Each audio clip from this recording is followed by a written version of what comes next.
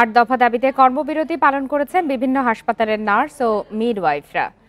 কেন্দ্রীয় কর্মসূচির অংশ হিসাবে সকাল 10টা থেকে বেলা 12টা পর্যন্ত চলে এই কর্মসূচি।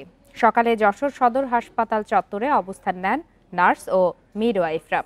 এ সময় জাতীয় নার্সিং কমিশন গঠন, প্রস্তাবিত নিয়োগ বিধি বাস্তবায়ন সহ ৮ দাবি জানান তারা।